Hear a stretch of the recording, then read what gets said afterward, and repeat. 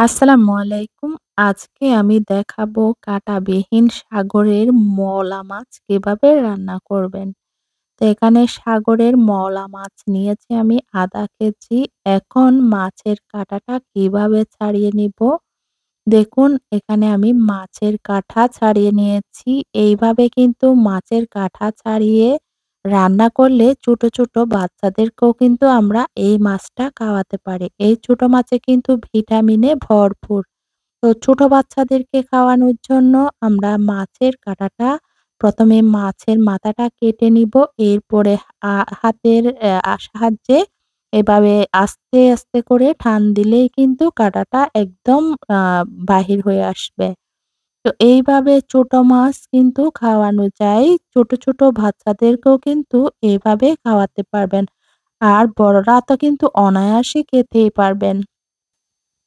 এত সুন্দরভাবে কাঁটাটা যে বাহির হয়ে আসে দেখুন সবগুলো কাঁটা আমি বাহির করে নিয়েছি। এখন একটি বোউলের মধ্যে মাছগুলো নিয়ে নিয়েছি।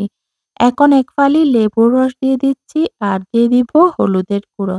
লেবুর রস আর হলুদের গুঁড়ো দিচ্ছি কারণ মাছের মধ্যে একটা কেমন জানি একটা গন্ধ থাকে। তো সেই গন্ধটা কম করার জন্য আমি লেবুর রস আর হলুদ গুঁড়ো দিয়ে এখন ভালো করে মেখে পানি দিয়ে পরিষ্কার করে ধুয়ে নিব। ২-৩ বার করে এটা ধুয়ে নিতে হবে। ৩-৪ বার করে আমি ধুয়ে নিয়েছি। আপনারাও ৩-৪ বার করে ধুয়ে নিবেন।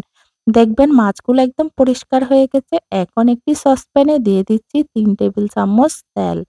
৩ টেবিল চামচ তেল দিয়ে তেলটা যখন গরম হয়ে আসবে এখানে ১ কাপ পেঁয়াজ কুচি দিয়ে দিয়েছি। ছোট মাছে কিন্তু পেঁয়াজ কুচি একটু বেশিই লাগে।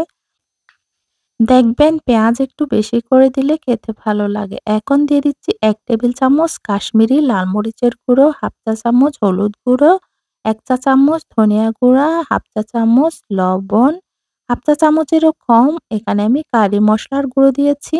এরপর দিয়ে দিচ্ছি ২ টা টমেটো চিকন করে কেটে দিয়েছি। ১০-১২ টা আমি কাঁচামরিচ দিয়েছি। যেহেতু কাশ্মীরি লাল মরিচের গুঁড়ো দিয়েছি, কাশ্মীরি লাল মরিচের গুঁড়ো কিন্তু ঝাল কম। এখন সব উপকরণগুলো ভালো করে তেলের মধ্যে কষিয়ে নিব।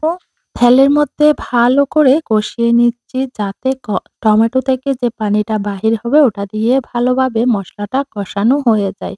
এখন একটু করে পানি দিব, বেশি পানি দিতে যাব না। কারণ বেশি পানি দিলে এদিকে আবার ছোট মাছ থেকেও কিন্তু পানি বাহির হয়। তো পানি দিয়েছি অল্প পরিমাণে মানে ১/২ কাপ পরিমাণে পানি দিয়েছি। মসলাটা পানি দিয়ে ভালো করে কষিয়ে নিচ্ছি। এদিকে টমেটো থেকেও কিন্তু পানি বাহির হয়েছে।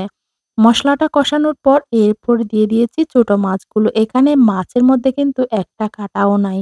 সবগুলো কাঁটা আমি আগে থেকে বাহির করে নিয়েছি। এই মাছগুলো খেতে এতটাই ভালো লাগবে যে যেহেতু কাঁটা মুক্ত এখানে ছোট বড় সবাই কিন্তু অনায়াসে খুব ভালোভাবে খেতে পারবে। তো আচ্ছা মাছগুলো দেওয়ার পর আমি একটু নেড়ে দিচ্ছি।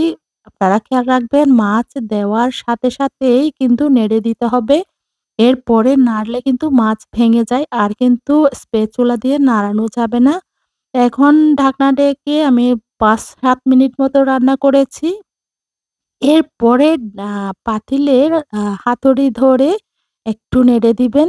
এরপর আর স্প্যাচুলা দিয়ে নাড়া যাবে না। তো হাতল ধরে আমি নেড়ে দিয়েছি। এরপরে ৫-৬ টুকরো টমেটো দিয়ে দিচ্ছি। একটা টমেটোকে আমি চিকন করে উপরে দিয়ে দিয়েছি।